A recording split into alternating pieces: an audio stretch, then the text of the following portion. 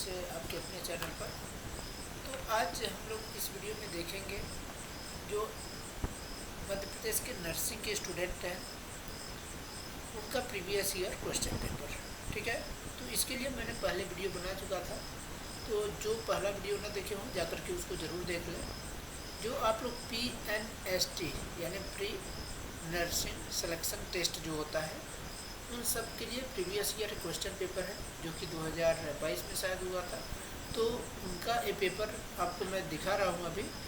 तो आपको इससे क्या हो जाएगा, इससे फ़ायदा ये होगा कि आपको पता हो जाए किस तरीके से प्रश्न इसमें पूछे जाते हैं। तो आप लोग वैसी तैयारी करके जाएंगे तो फिर आप लोगों की सफलता का चांस ज़्यादा हो जाएगा। ठीक है, तो चलिए क्वेश्चन नंबर 11 देखते हैं। ये पार्ट सेकंड है, पहला मैं डाल चुका था वीडियो, तो उसको जो ना देखूँ जाकर देख लीजिए। बोल रहा है यदि किन्हीं दो मानों के लिए n+1 मान समान होंगे तो आपको ब्रैकेट में मतलब खाली स्थान भरना है।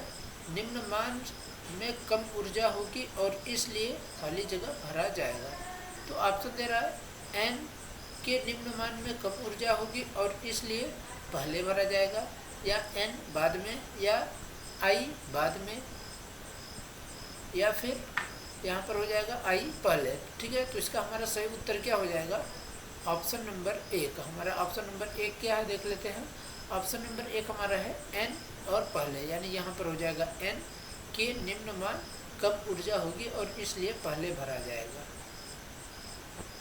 ठीक है, ये आप लोग इसको और समझ रहे होंगे, कक्षक वाले उससे है जो n+1 होता है।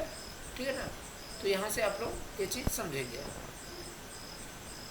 चलिए ये n और l है, ठीक है, इसको l।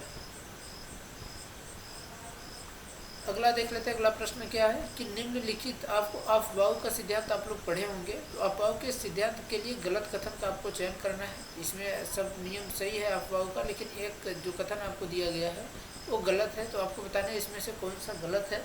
तो पहला क्या दिख रहा है कि परमाणुओं की जमीनी अवस्था में उनकी बढ़ती हुई ऊर्जा के क्रम में कक्ष यानी ऑर्बिटल भरे जाते हैं। ऑप्शन नंबर बी बोल रहा है एक कक्ष यानी ऑर्बिटल में अधिकतम 2 इलेक्ट्रॉन हो सकते हैं और इनके विपरीत चक्रण होने चाहिए। अगला क्या बोल रहा है, इलेक्ट्रॉन पहले उनके लिए उपलब्ध निम्न ऊर्जा कक्षक पर कब्जा कर लेते हैं।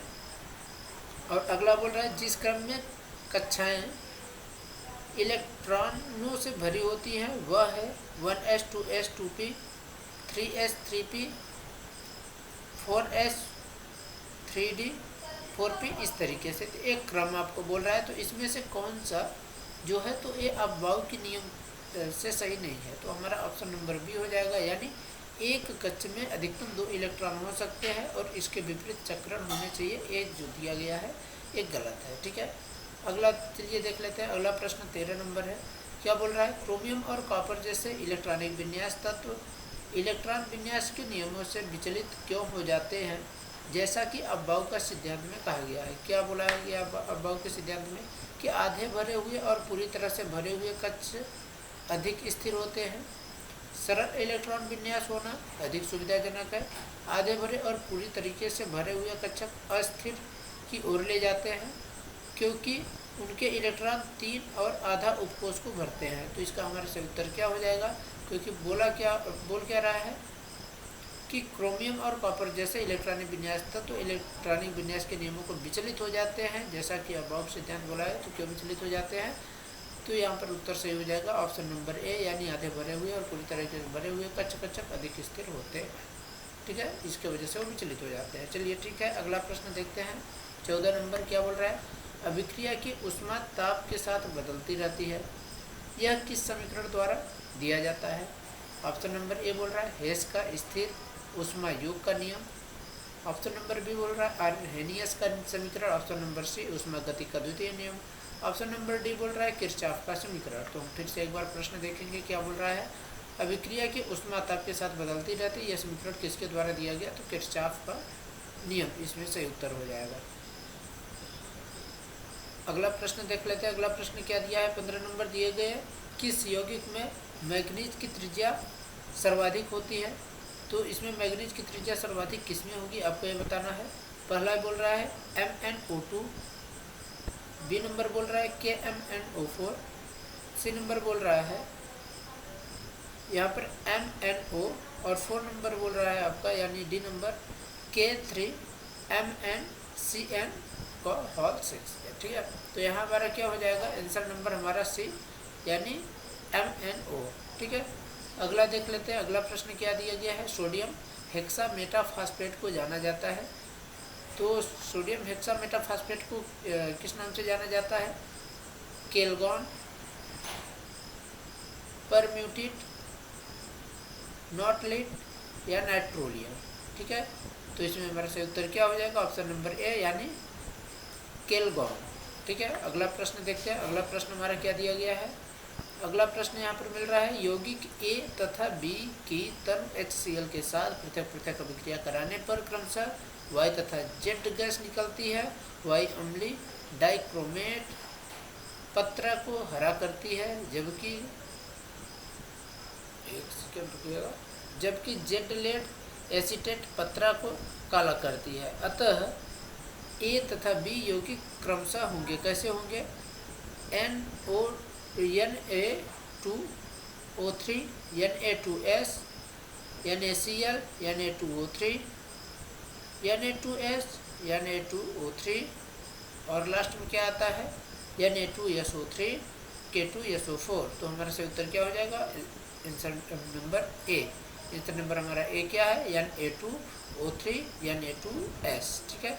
अगला कौन सा निम्नलिखित में से अभिक्रिया असंभव है, कौन सी अभिक्रिया संभव है आपको यहाँ पर ए देख करके बताना है। तो ए बोल रहा है आयोडीन के साथ 2NaBr, तो Br2 + 2NaL आई बनेगा यहाँ पर, ये बोल रहा है। क्या ये अभिक्रिया सही हो सकती है।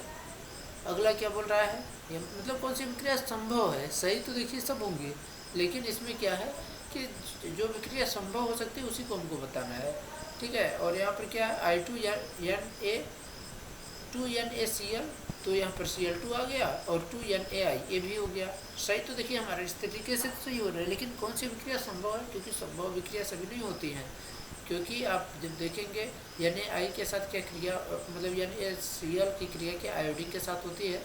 यहाँ पर आयोडीन की क्रिया, फिर ब्रोमीन की क्रिया Na2Cl के साथ बोल रहा है, तो क्या यहाँ Cl2 प्राप्त होगा और 2NaBr। और अगला क्या बोल रहा है, Cl के साथ। देखिए तो हमको जो उत्पाद हमारा प्राप्त हो रहा है वो NaCl प्राप्त हो रहा है, तो अच्छी चीज़ है, ठीक है ना। लेकिन NaBr कोई औचित्य नहीं है, ऐसे ही ऊपर के जितने भी है तो सही नहीं होगा। तो हमारा क्या होगा कि जब Cl2 के साथ क्रिया करेंगे 2NaBr, तो हमारा प्राप्त होगा NaCl, ठीक है। अगला प्रश्न देख लेते हैं।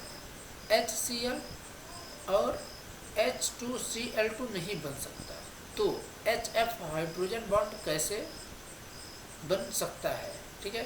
तो क्या इसका कारण है, क्यों बन जाता है, कैसे बन जाता है। तो फ्लोरीन अत्यधिक क्रियाशील होती है, या HF अधिक क्रियाशील होती है, या फ्लोरीन परमाणु छोटा होता है तथा हाइड्रोजन बंध बन जाता है, या HF कम क्रियाशील है, ठीक है। तो हमारा इसमें सही उत्तर क्या हो जाएगा, फ्लोरीन परमाणु कैसा होता है, छोटा होता है तथा हाइड्रोजन बंध या बना सकता है, ठीक है। तो उत्तर नंबर हमारा क्या हो जाएगा, सी। अगला देख लेते हैं। अगला प्रश्न क्या है कि पोटेशियम एल्बम, यानी जिसे हम फिटकरी के नाम से भी जानते हैं, इसका जलीय विलयन कैसा होता है, अम्लीय होता है, क्षारीय होता है, उदासीन होता है, या उभयधर्मी। तो हमारा सही उत्तर क्या हो जाएगा, यह जो फिटकरी होता है उसका जो जल के साथ जब हम लोग क्रिया करते हैं, जब फिटकरी को हम लोग जल में डालते हैं तो वो अम्लीय होता है, कैसा होता है, खट्टा होता है, ठीक है, यानी अम्लीय। तो हमारा सही उत्तर क्या हो जाएगा, ऑप्शन नंबर ए, ठीक है। तो आज हमारे 20 प्रश्न इसमें भी कंप्लीट हो गए केमिस्ट्री के। तो आप सभी से मिलते हैं फिर नए वीडियो में, ठीक है। तब तक के लिए धन्यवाद। आप लोग पढ़ते रहिए, मस्त रहिए और स्वस्थ रहिए।